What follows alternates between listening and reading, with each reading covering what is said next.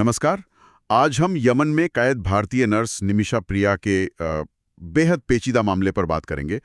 उनकी मौत की सजा हाल ही में बिल्कुल आखिरी वक्त पर टाल दी गई है। हमारे पास इस पूरे घटनाक्रम पर जो हालिया न्यूज़ रिपोर्ट्स हैं, हम उन पर गौर करेंगे। जी, और हम समझने की कोशिश करेंगे कि कैसे उन बेहद जटिल परिस्थितियों में, जहां भारत के यमन से राजनयिक संबंध लगभग खत्म है और देश वो तो गृह युद्ध से जूझ रहा है, निमिषा की सजा पर अमल रोका जा सका। सही कहा। और सबसे हैरान करने वाली बात यह है कि जहां डिप्लोमेसी कूटनीति के रास्ते लगभग बंद थे, वहां धार्मिक नेताओं के बीच हुई बातचीत ने एक अहम भूमिका निभाई। तो चलिए इस पूरी कहानी को थोड़ा समझते हैं। मामला शुरू कहां से हुआ था? हाँ, निमिषा प्रिया 2012 में नर्स के तौर पर काम करने यमन गई थीं। फिर 2014 में उन्होंने एक यमनी नागरिक तलाल अब्दुल महदी उनके साथ मिलकर राजधानी सना में एक क्लिनिक शुरू किया। लेकिन यहीं से मुश्किलें शुरू हुई, है ना? आरोप यह है कि तलाल ने निमिषा के साथ धोखा किया, कुछ जाली दस्तावेजों से खुद को उनका पति बता दिया। हाँ, और पासपोर्ट रख लिया, उन्हें प्रताड़ित किया, मतलब लगभग बंधक जैसी स्थिति बना दी थी। अच्छा। बिल्कुल। और फिर 2017 में इसी सिचुएशन से निकलने की कोशिश में निमिषा ने तलाल को बेहोशी का इंजेक्शन दिया ताकि वो भाग सकें। लेकिन हुआ ये कि दुर्भाग्य से इंजेक्शन की ओवरडोज हो गई और तलाल की मौत हो गई। और फिर बाद में उनका शव पानी की टंकी में मिला और निमिषा को सऊदी यमन बॉर्डर के पास से गिरफ्तार कर लिया गया। तो अदालत में निमिषा का यही पक्ष था कि उनका इरादा हत्या का नहीं था, वो तो सिर्फ अपनी जान बचाकर भागना चाहती थीं। लेकिन फिर यमनी कानून ने इसे कैसे देखा? देखिए, यमन में शरिया कानून लागू है। तो 2020 में निचली अदालत ने निमिषा को हत्या का दोषी माना और शरिया के किसास यानी जान के बदले जान के सिद्धांत के तहत मौत की सजा सुना दी। किसास? हाँ। और फिर 2023 में यमन की जो सुप्रीम जुडिशियल काउंसिल है, उसने भी उनकी माफी की अर्जी खारिज कर दी। सजा की तारीख भी तय हो गई थी 16 जुलाई। और इस बीच यमन के हालात तो और खराब ही थे।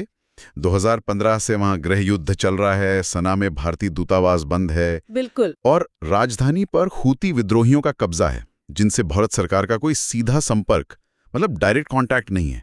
तो कूटनीतिक रास्ते तो लगभग बंद ही थे। हाँ, विदेश मंत्रालय कोशिश कर रहा था सऊदी अरब में जो भारतीय दूतावास है उसके जरिए हूती अधिकारियों से संपर्क साधने की, पर जाहिर है ये बहुत मुश्किल था।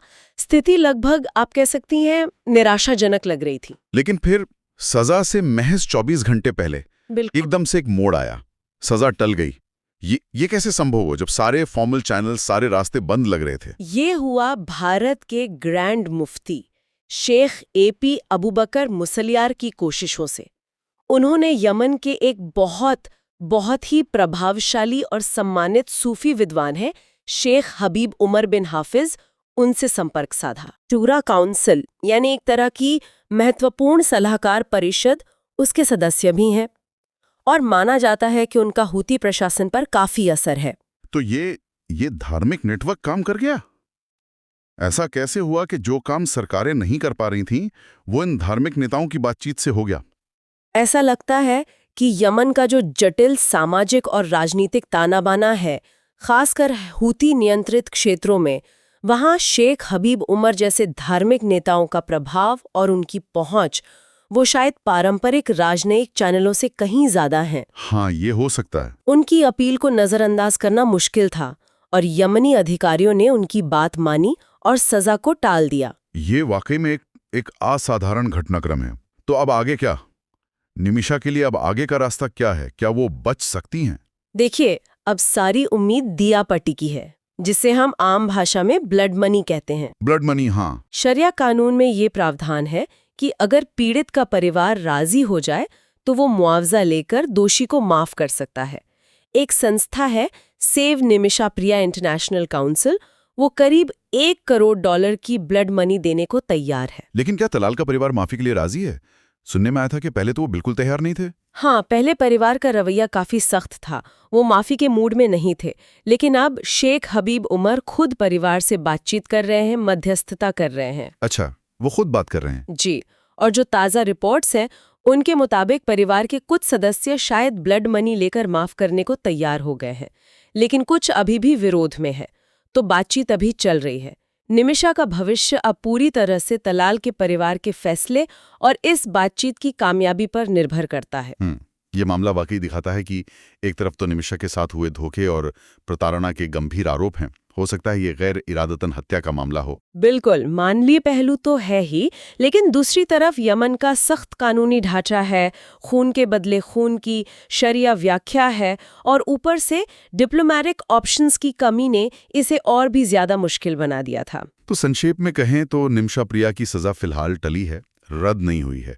धार्मिक नेताओं के हस्तक्षेप ने उन्हें कुछ वक्त दिलाया है और अब सारी उम्मीदें ब्लड मनी पर होने वाली सहमति पर टिकी हैं। हाँ, और इस पूरे मामले से एक अहम बात जो उभर कर आती है वो ये है कि कैसे गहरे अंतर्राष्ट्रीय संकटों में, जहां पारंपरिक कूटनीति शायद फेल हो जाती है, वहां इस तरह के गैर पारंपरिक रास्ते जैसे धार्मिक नेटवर्क या सामुदायिक प्रभाव ये भी जाने बचाने में अहम भूमिका निभा सकते हैं। और जाते जाते एक सवाल सोचने के लिए छोड़ जाते हैं। इस खास केस से हटकर भी देखें तो न्याय, माफी और सुलह के लिए जो अलग-अलग कानूनी और सांस्कृतिक व्यवस्थाएं हैं, जैसे शरिया कानून और उसमें दिया का सिद्धांत, वो ऐसी जटिल और त्रासद मानवीय स्थितियों में कैसे काम करती हैं और उनके क्या मायने हैं।